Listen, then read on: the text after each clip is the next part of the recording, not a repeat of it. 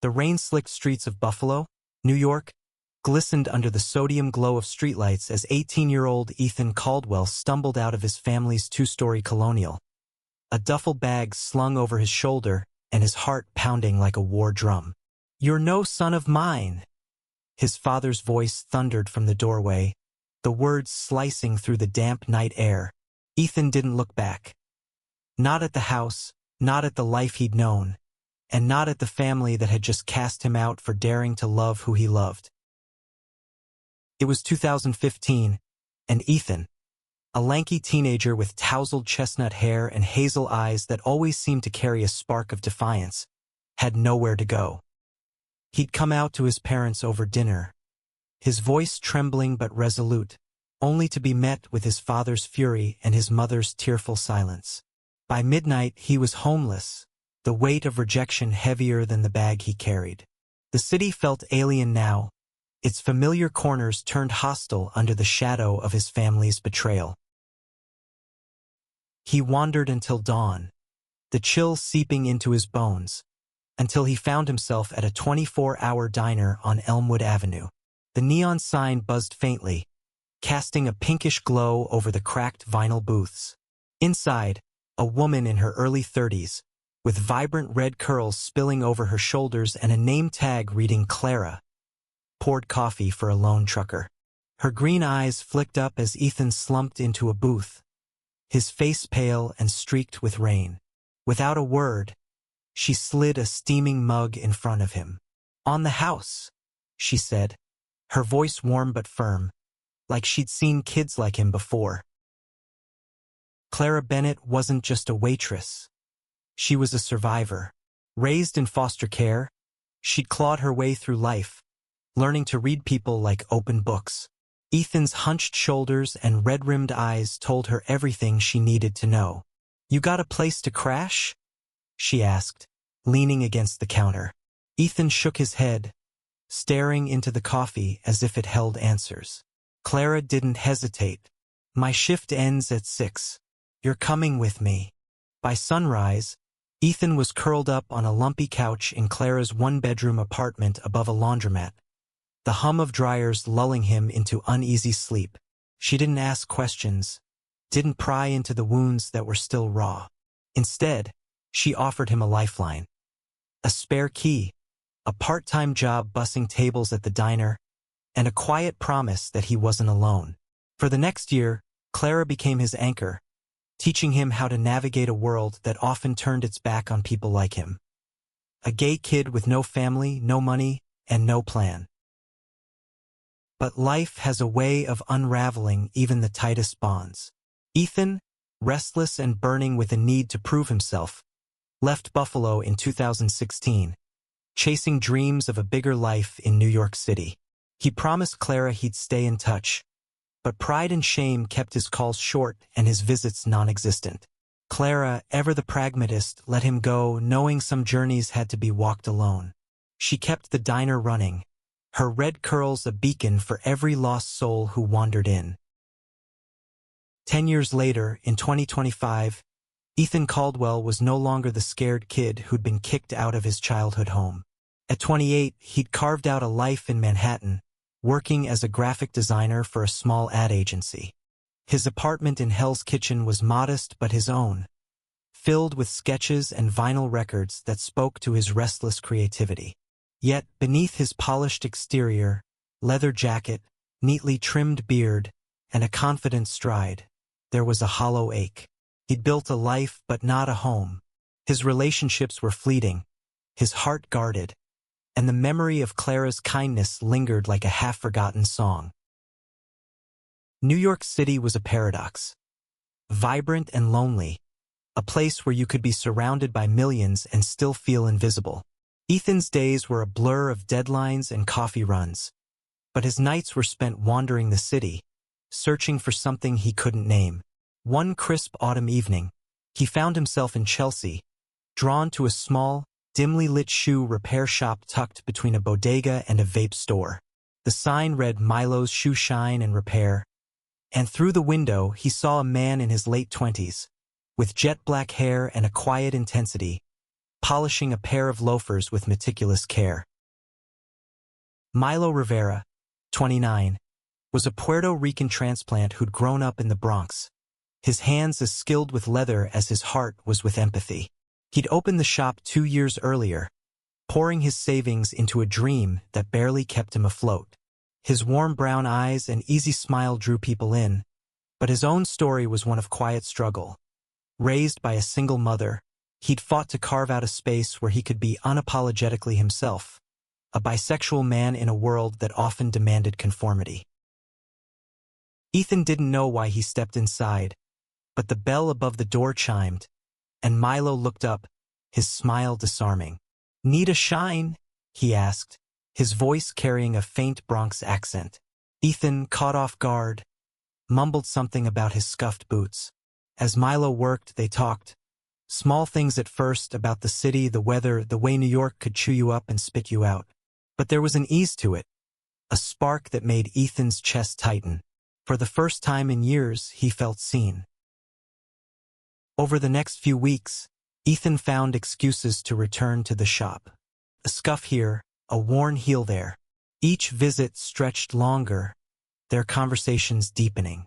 Milo shared stories of his mother's cooking, his love for old jazz records, and the quiet pride he took in his work. Ethan opened up about his art, his past, and the family he'd lost. One night, as Milo closed the shop, he invited Ethan to stay for a beer. They sat on mismatched stools, the city humming outside, and Ethan realized he was falling hard. But love, like life, is never simple. Ethan's agency was struggling, and layoffs loomed like storm clouds. Milo's shop was barely breaking even, the rent creeping higher each month. And then there was the past, Ethan's unresolved pain, the guilt of leaving Clara behind, and the fear that he wasn't enough for someone as grounded as Milo. One evening, as they walked through Central Park, Ethan stopped under a street lamp, his breath visible in the chilly air. "I don't know how to do this," he admitted, his voice raw. "I've been running my whole life." Milo took his hand, his grip steady. "Then stop running," he said simply. In that moment, with the city's chaos fading into the background, Ethan felt something shift. A flicker of hope that maybe, just maybe, he could build something real. The autumn leaves crunched under Ethan's boots as he and Milo walked through Central Park, their hands brushing occasionally, each touch electric yet tentative. At 28, Ethan had never been good at vulnerability, but Milo's quiet strength chipped away at his walls. The city's skyline loomed in the distance, a reminder of the life he'd fought for, and the fragility of it all. Milo, at 29, carried his own burdens. His shoe repair shop was a labor of love, but the numbers didn't lie. The landlord had raised the rent again, and Milo was burning through his savings to keep the lights on. He didn't tell Ethan this, not yet. Instead, he shared stories of his childhood in the Bronx, of his mother teaching him to polish shoes with the same care she put into her Sunday empanadas. "It's not just about the shine," Milo said, his eyes crinkling. "It's about giving something back to the world, even if it's just a pair of shoes." Ethan admired Milo's resilience, but it also scared him. What could he offer someone so grounded? His own life felt like a house of cards, one wrong move and it could collapse.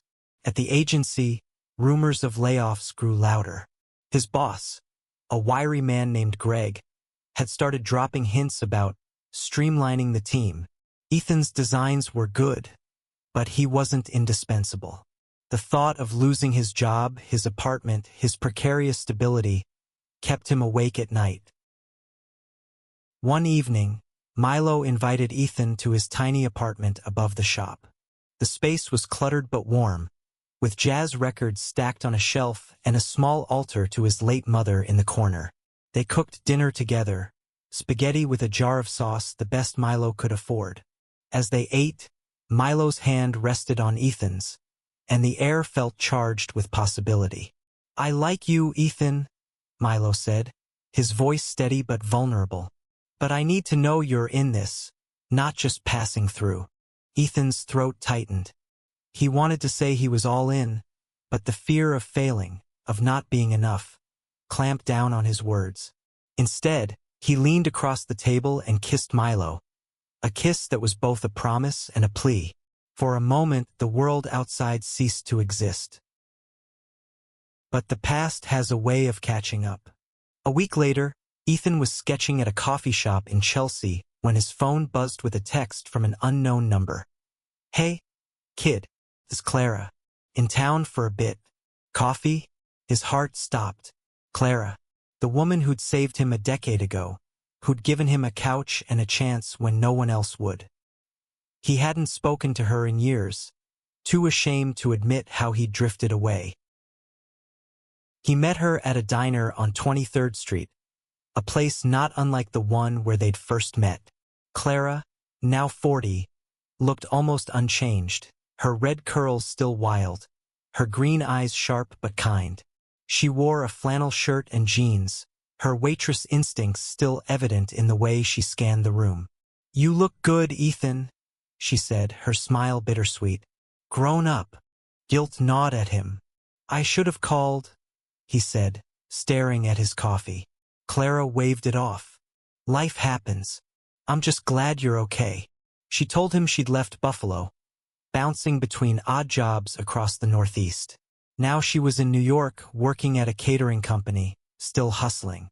"But I'm not here to lecture," she said. "I just wanted to see you." Ethan wanted to tell her everything. About Milo, his fears, the life he was trying to build, but the words stuck.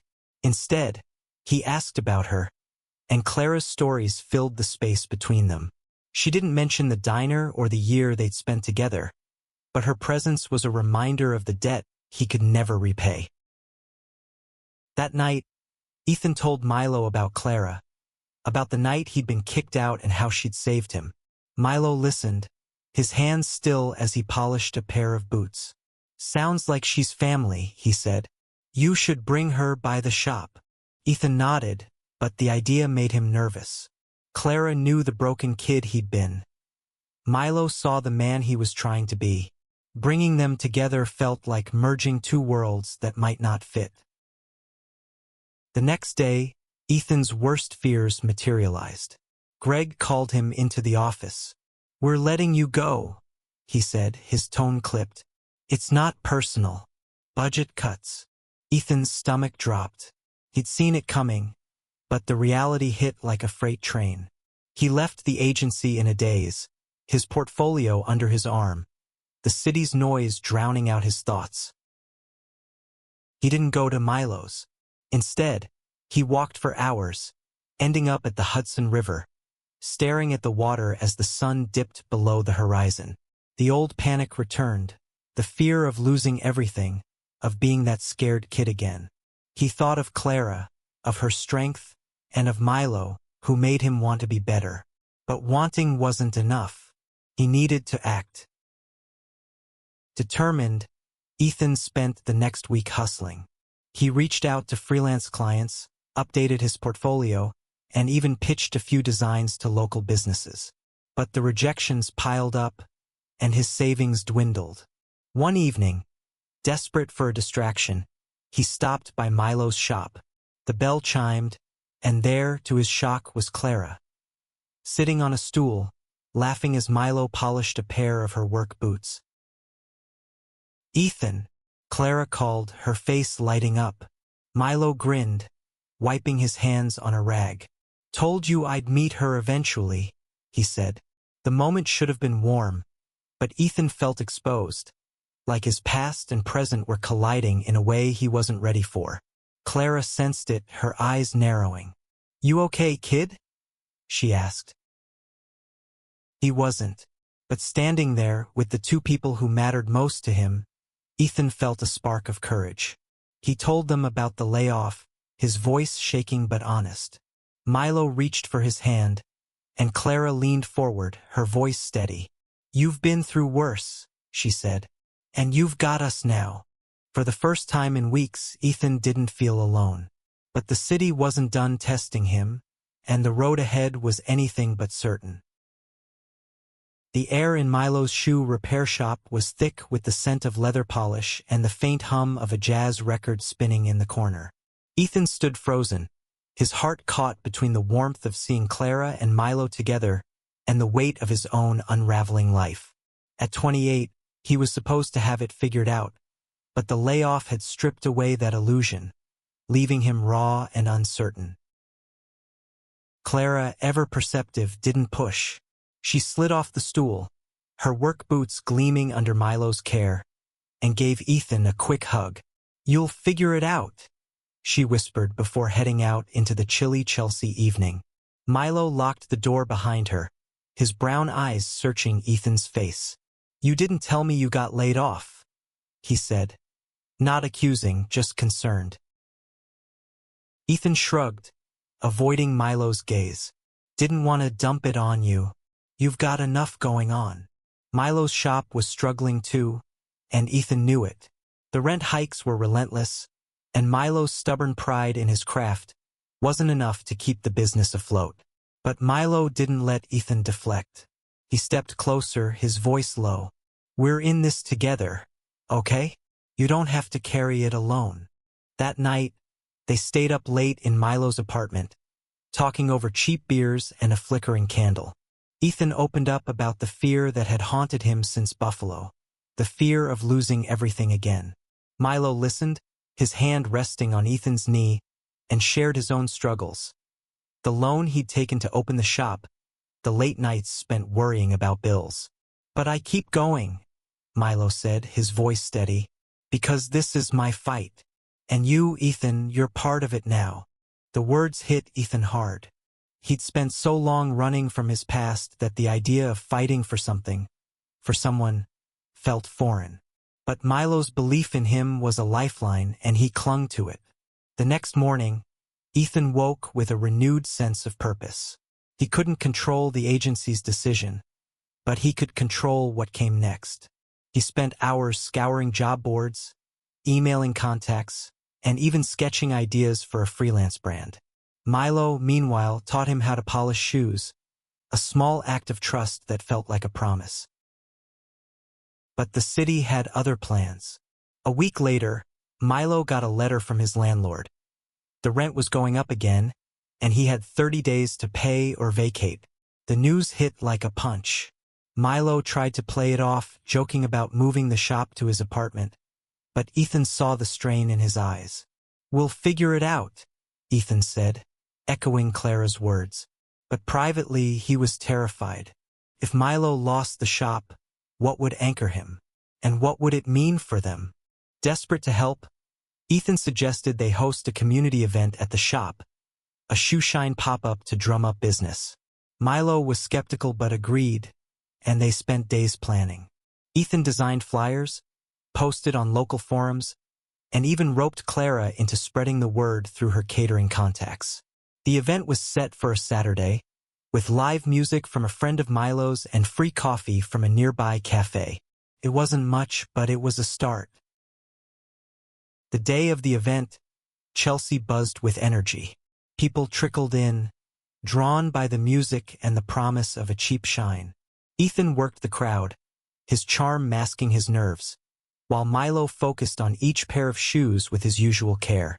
Clara showed up, her red curls tucked under a baseball cap, and pitched in, pouring coffee and cracking jokes. For a few hours, the shop felt alive, a beacon of hope in a city that could be so unforgiving. But hope is fragile.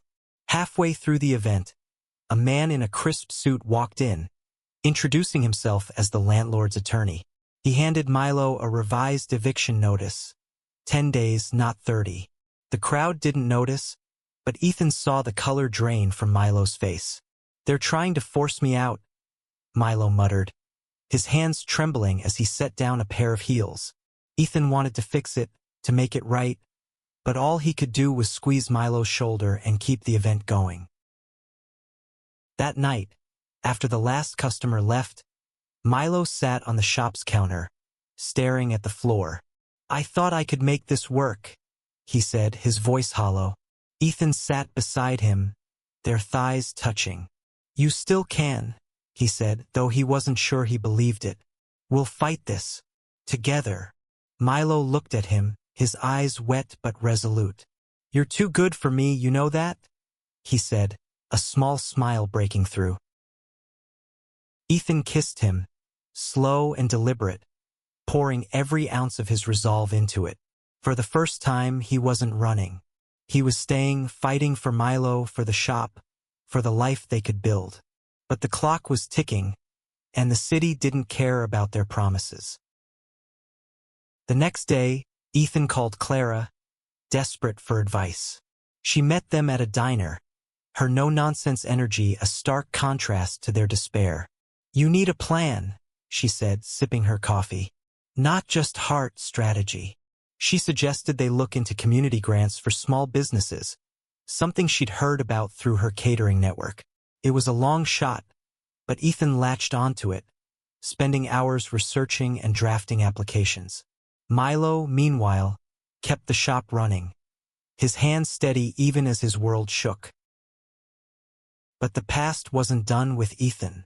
One evening, as he was leaving Milo's shop, he saw a familiar figure across the street. His father.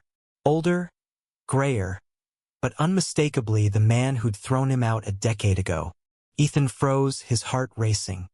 His father didn't see him, but the sight brought back every wound, every word that had cut him to the core. He didn't tell Milo or Clara. Some battles he thought he had to face alone. Ethan's breath caught in his throat as he watched his father disappear into the Chelsea crowd, the ghost of 2015 trailing him like a shadow. At 28, he thought he'd buried that pain, but seeing the man who'd rejected him for being gay reopened every scar. He didn't tell Milo or Clara, not wanting to burden them with his past when their present was crumbling. Milo's shop had 10 days left, and Ethan's freelance gigs were barely keeping him afloat. The community event had brought in some cash, but not enough. Ethan threw himself into the grant applications Clara had suggested, spending nights hunched over his laptop, crafting proposals that balanced desperation with professionalism. Milo, meanwhile, kept the shop open, his hands moving with the same care whether he was polishing a CEO's loafers or a student's sneakers.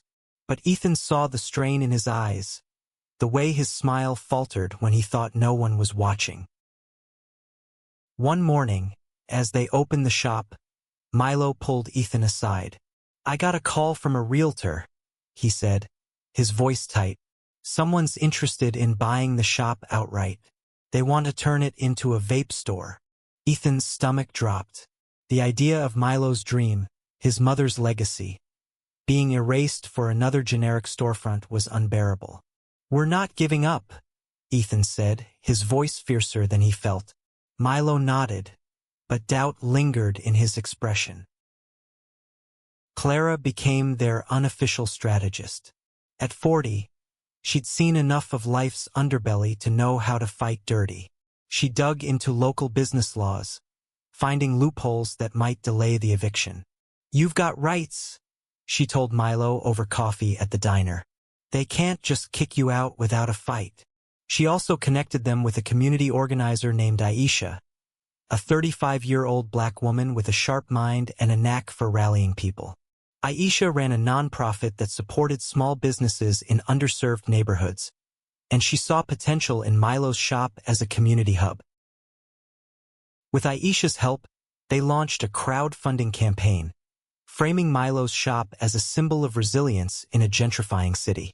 Ethan designed a sleek website, pouring his heart into every pixel. The campaign gained traction, with locals sharing stories of how Milo had fixed their favorite boots or listened to their troubles over a shine.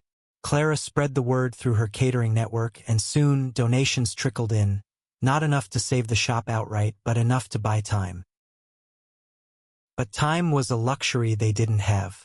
The landlord's attorney was relentless, sending daily reminders of the eviction deadline. Ethan felt the pressure building, a vice around his chest.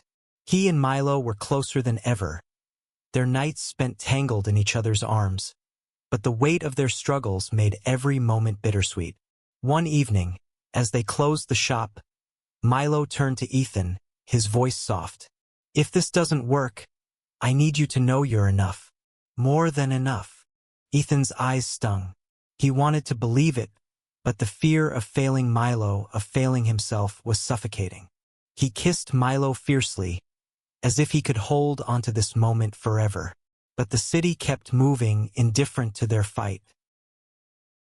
Then came a breakthrough. Aisha secured a meeting with a city council member who was sympathetic to small businesses.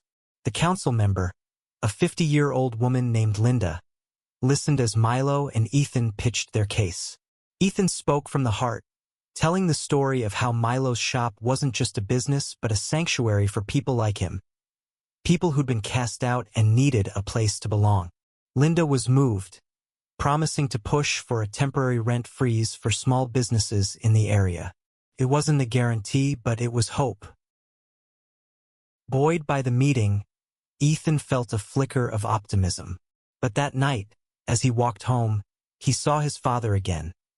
This time outside a bar, arguing with a woman Ethan didn't recognize. The sight stopped him cold. His father looked worn, his shoulders slumped, a far cry from the towering figure of Ethan's childhood. Against his better judgment, Ethan followed him, keeping his distance. His father ended up at a rundown motel, the kind of place that rented rooms by the hour. Ethan didn't approach him, but the encounter left him shaken, his past and present colliding in ways he couldn't process. He told Clara about it the next day, meeting her at a park bench overlooking the Hudson. Her red curls danced in the wind as she listened, her face unreadable. "You don't owe him anything," she said finally. "But if you need closure, you've got to face him on your terms." Ethan nodded, but the thought of confronting his father terrified him. What could he say to the man who'd thrown him out for being himself? Meanwhile, the crowdfunding campaign hit a milestone, raising enough to cover a month's rent. Milo's spirits lifted, and he and Ethan celebrated with a quiet dinner at the shop, just the two of them. As they ate, Milo reached for Ethan's hand, his thumb tracing circles on his palm. "I don't know what's coming," Milo said, "but I know I want you in it." Ethan's heart swelled, but the weight of his father's shadow lingered. The next morning, Aisha called with news. The council member had secured a temporary injunction against the eviction, giving Milo 60 more days. It was a victory, but a fragile one. Ethan knew they needed a long-term plan, but for now he let himself hope. He and Milo spent the evening in Central Park, their hands clasped, the city's chaos fading into the background. For the first time in weeks, Ethan felt like they might make it. But the past wasn't done with him. As they walked back to Milo's shop, Ethan's phone buzzed with a voicemail from an unknown number. It was his father's voice, rough and hesitant. "Ethan, it's me. I saw you in Chelsea. Can we talk?" Ethan stared at his phone, his father's voicemail looping in his mind like a bad song. At 28, he thought he'd left that pain behind, but the sound of his father's voice, older, broken, cracked open a wound he'd never fully closed. He didn't tell Milo, not yet. The shop's temporary reprieve was a fragile victory, and Ethan didn't want to burden him with more weight. The next few days were a blur of action. Aisha, the 35-year-old community organizer, rallied more support for Milo's shop, connecting them with local artists who offered to host workshops there. Ethan designed posters, his creativity a lifeline amid the chaos.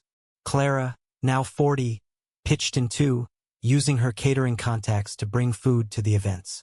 The shop became a hub, buzzing with life. Kids learning leatherwork, musicians playing late into the night. Milo's smile returned, but Ethan saw the worry in his eyes.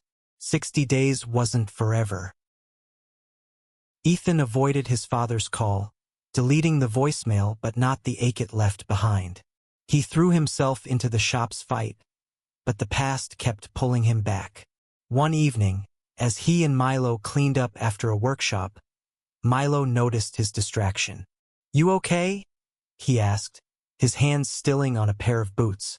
Ethan wanted to lie, but Milo's brown eyes held him accountable. "My dad," he admitted, his voice low. "He wants to talk." Milo set the boots down, his expression soft but firm. "You don't have to do anything you're not ready for," he said. "But you've been running from this for years. Maybe it's time." Ethan nodded, but the thought of facing his father made his chest tight. Milo pulled him into a hug, his warmth grounding Ethan in a way he hadn't felt since Clara's couch a decade ago. Clara, ever the anchor, met Ethan the next day at a diner. Over coffee, he told her about the voicemail.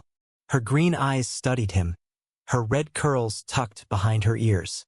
"You're not that kid anymore," she said. "Whatever he says, it doesn't define you. But you need to decide what you want from this." Ethan didn't know what he wanted. Forgiveness?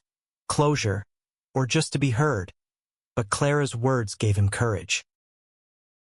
The shop's next event was a hit, drawing a bigger crowd than before.